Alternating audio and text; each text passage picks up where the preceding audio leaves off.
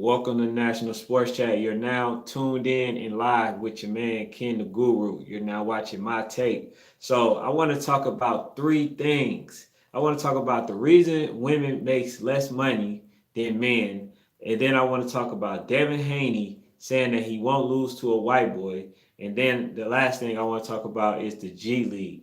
Why I believe it's a step in the right direction. So first, I want to start off with the biggest reason why women get less pay. So I've been watching some of the videos with Clarissa Shield, and she's a very big advocate, as well as some women in WNBA about getting the same pay as men. And I'm for it. Like I definitely want them to have the same pay, But here's the thing that only makes sense: why women can't get the same pay at this moment, because you gotta start really addressing the fans. What happens is you have um, NBA men basketball players. Let's just start there, right?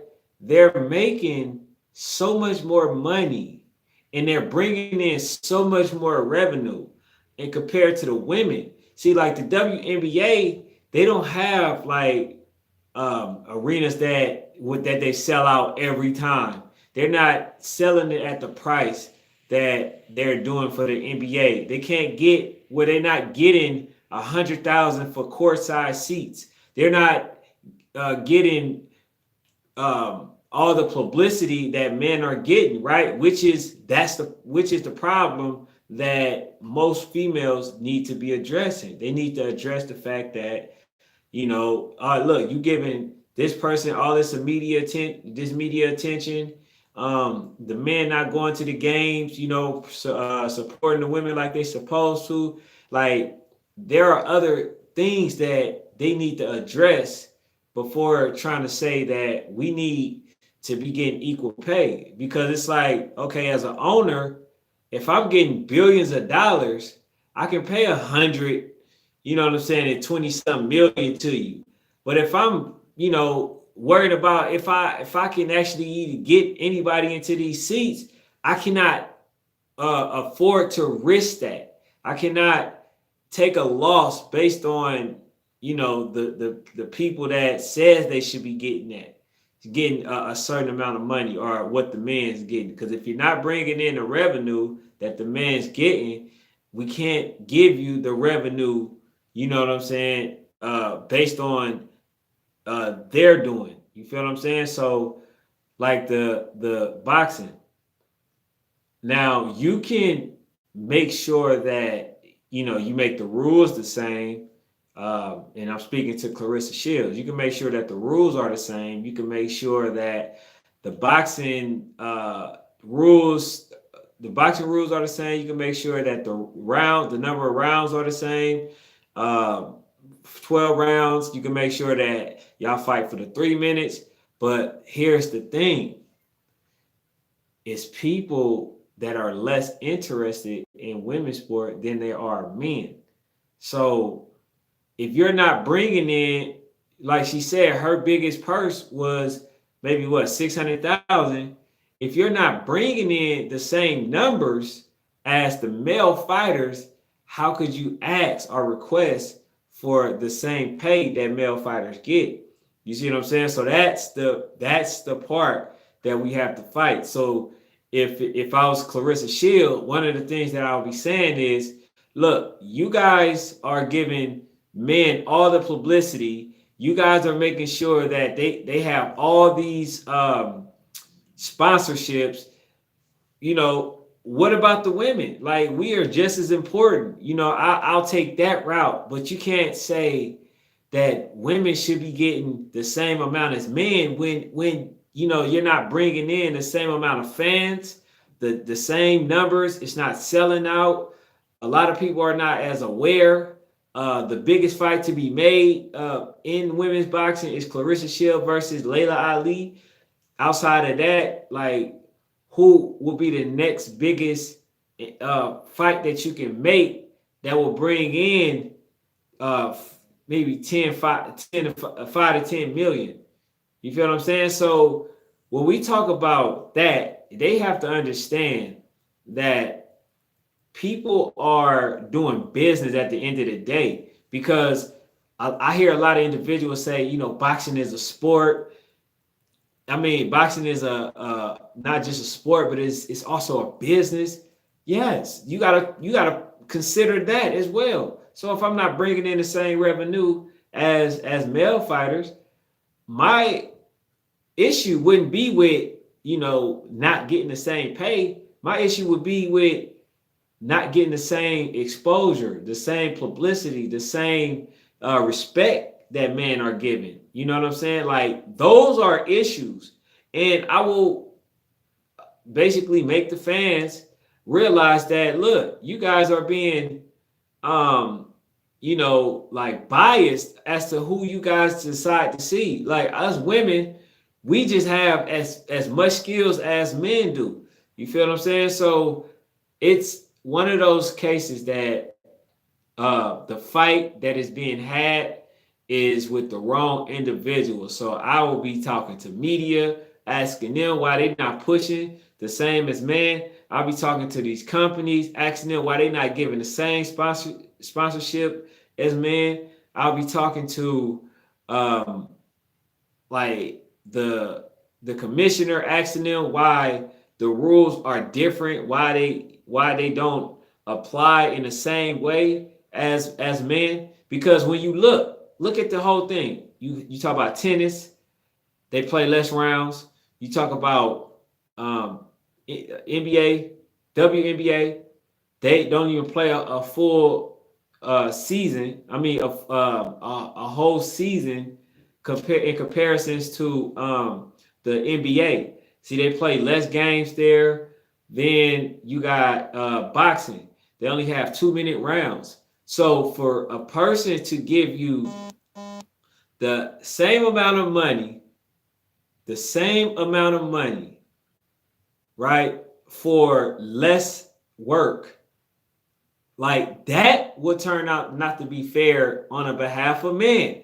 So it's like, okay, well, you had a lot of women or individuals with some outcry, and now you giving them the same amount of pay as us, but they do less.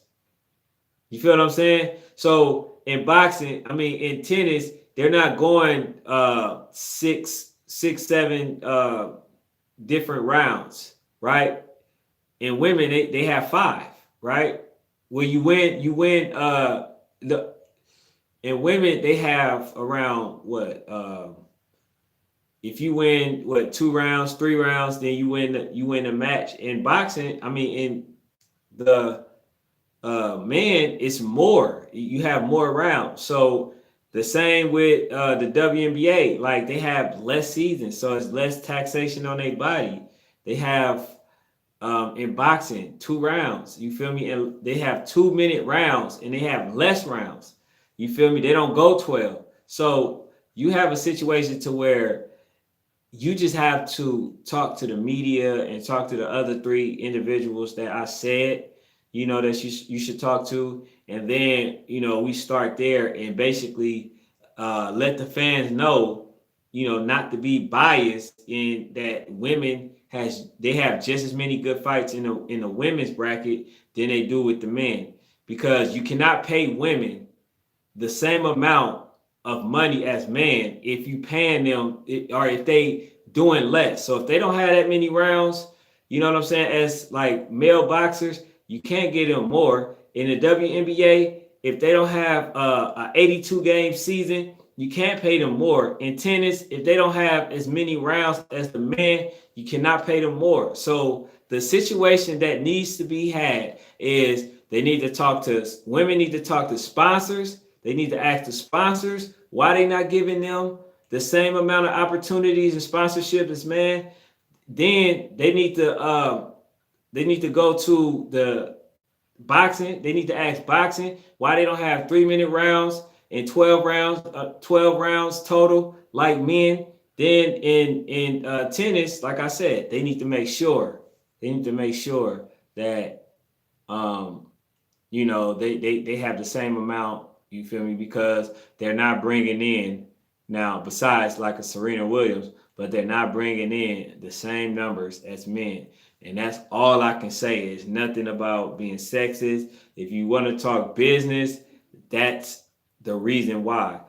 But that's all I'm gonna touch for that topic. But the next thing is I want to talk about Devin Haney and his statement saying that he would never lose to a white boy. And a lot of people is in an uproar about it. They saying he racist, right? And here's my thing.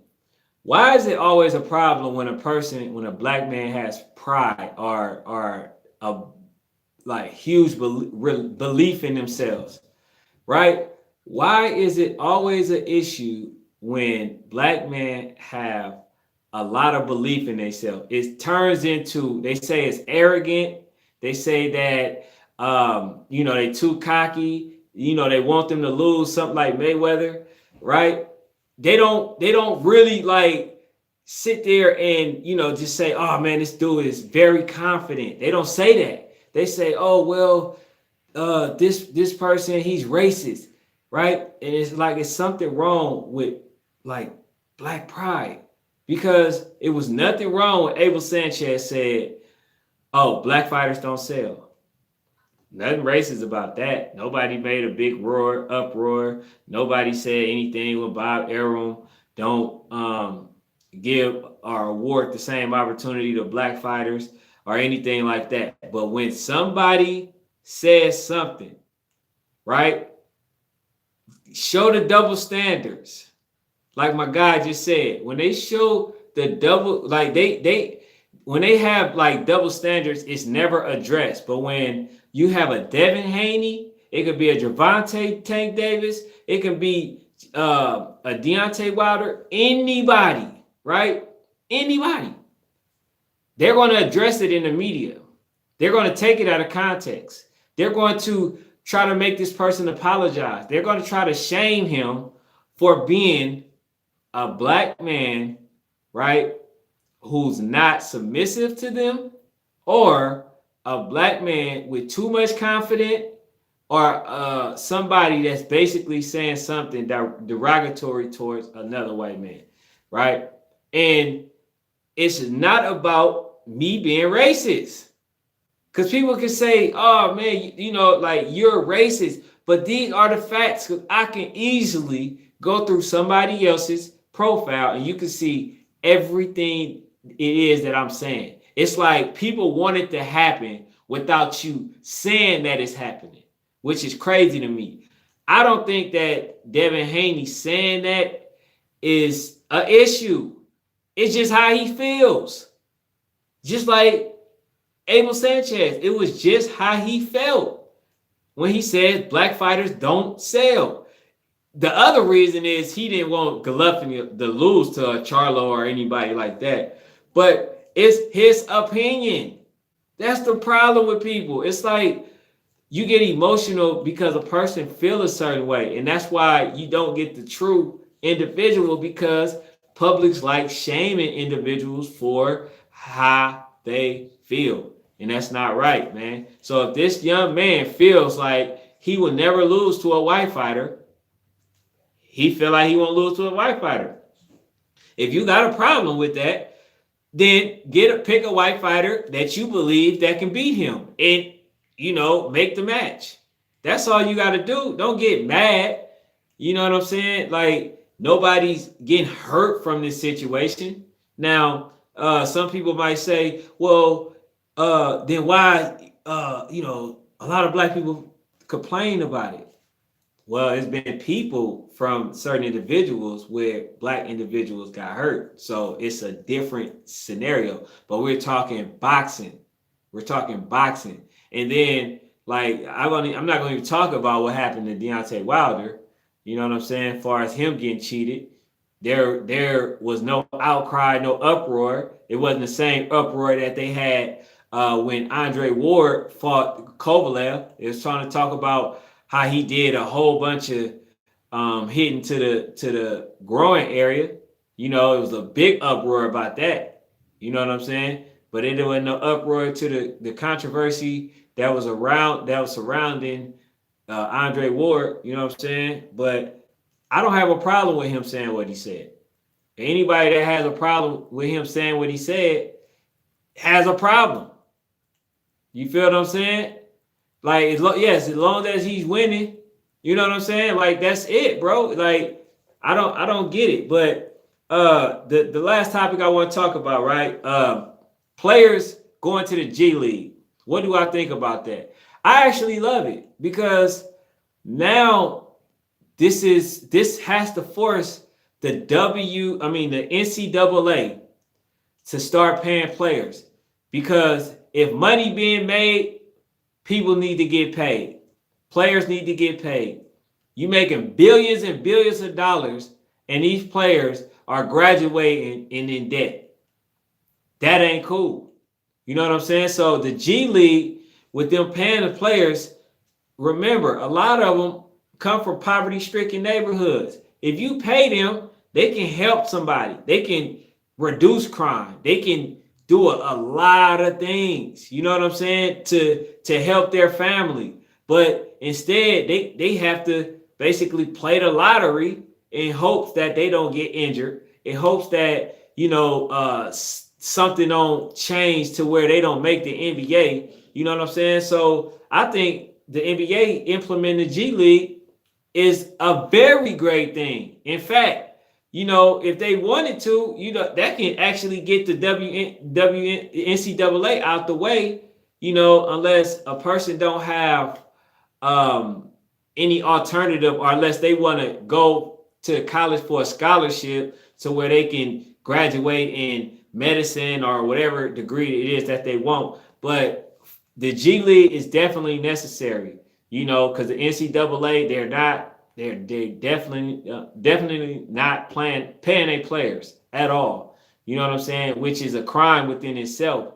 You feel what I'm saying? Like, the only thing that they get is recognition, and a lot of them don't even get that. And then it ain't a guarantee that you're gonna go overseas or to the NBA. And then once you graduate, the players that played for the team, made the team billions of dollars, is broke.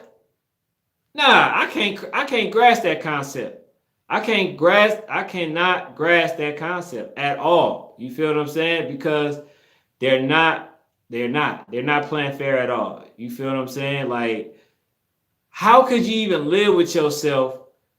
Remember, they had some college games where they made a lot of money off that. Ain't no player get paid. You know what I'm saying? They didn't even say their names on the college game, but they got billions of dollars for that. All players should have an issue with that. If you can go overseas or if you can go to the G League, go. Because that's the only way the NCAA is going to change anything when it hurts their bottom line. Which, bottom line, they should have actually did something to change it a long time ago when it was brought up. They should have, okay, let's say this. Let's say you don't want to get them the money. You just want them to have a great experience in college, right? You don't want to get them the money right away. How about you create a savings for them for when they graduate, they have no debt, and the money that for each game that they played, so let's say that they were getting maybe $2,000 per game. They don't get the money, right? Because they're still young. All they probably going to do is spend it, right? Until they mature. But you take each game, you get them $2,000 because you're making millions of dollars for that game. You take for each player $2,000. You put that up in a savings for them. They can't touch it until either they graduate or they turn maybe 24, right? When they graduate, they're going to have something to go to. They're going to have something to start. If they want to start a business, all they have to do is reach into their savings to where, so like they are selling tickets. You know what I'm saying? Like, they get in the sponsors, all the government funding and stuff like that. But if you create that atmosphere for them, you don't have to be in a situation to where y'all losing money. They're still getting paid. You feel me? They still get they stipend for food and all this other stuff. They don't have to, worry about anything outside of focusing on, the actual game. You feel what I'm saying? But if these players are broke and hungry, how can they get a full potential? How can they sit there and be happy with the NCAA and be getting like messed over this whole time because it's not guaranteed that they're gonna go to the NBA? How? With a straight face, tell me, please. I would love to know that. You know what I'm saying? But you know what I'm saying? I don't know, man. Some things that seem very simple, a lot of people make it hard. Sometimes people can't see outside of anything but they bottom line. I guess paying players is too much like right. You feel me? But I think the G League is going to change the whole game to make the NCAA want to, pay the players something. It's still not going to be what they want because Zion Williamson was robbed. That man should have he should have been getting paid. Hands down, bottom line. And then I'm gonna end on this. And then they have a problem, and this is where I'm baffled. They got an issue with players making money outside of college. I don't get that. You like not only do you not pay them, but just like the twins, right? One named Dakota, and I forget the other lady's name, but they're twins. They got kicked out of UNLV because they made some money on the side. So not only do you not get paid, right? But you don't even have the opportunity or the option to make money outside of the NCAA. What does that sound like today? Tell me, please. What does that sound like? If you had to put it in any type of term, what does that sound like? The NCAA is. You pay for college, you play for free, right? And you can't make no money outside of the playing basketball. What does that sound like to you? You know what I'm saying? So yeah. So whatever came to your mind is what it is. You know what I'm saying? But that's all I got for now, right? Yes. Yes. Yeah, they didn't need it. Yeah, they didn't need the UNLV because, you know what I'm saying? Like they was getting money doing it on their own. So they started getting some popularity and, just by being like some gorgeous ladies, and they utilized that, right? Because they had aspirations of going to the WNBA, but then you got people in the NCAA telling them that they can't even go to this university anymore. You feel me? So they had to wait for their eligibility to try to make the WNBA team, but that didn't work out. But they were smart enough to utilize the celebrity at that time, you feel me, for their music, for their modeling, and they done just fine. But guess what? If they would have stayed at the UNLV, just like they didn't make the WNBA, it was a strong possibility that they wouldn't have made the WNBA in college. And so now all the sacrifice that they did, and they would have allowed this opportunity that presented itself to go, and now they would have been stuck at ground zero. So I appreciate and applaud them for having their own mind and utilizing something, that got them to the point that they are, where they at. You feel what I'm saying? But you know what I'm saying? That's all I got for now, man. I appreciate y'all tuning in. I want to do live more, like I continue to tell you guys. We're definitely working on a lot of things.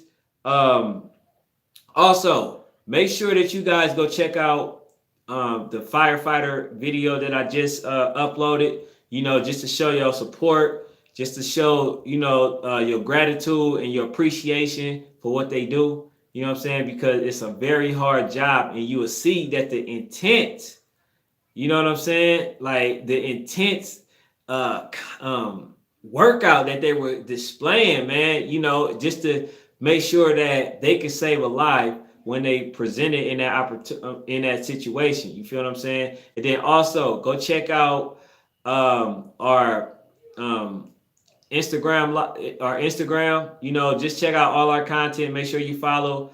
And then we got my guy, Mully Man. He's coming out with a whole bunch of fire workouts, you know what I'm saying? So we getting into the training. We also getting into um, the round by round displays where we go back and talk about round for round whether the person won that match or not, that round or not, and then we give our totality opinion on who we believe actually won the fight. So we do it without the audio because we don't want any influence on what we think. You know what I'm saying? So yeah, just make sure that you guys follow all platforms. This your man Ken the Guru, and I'm out.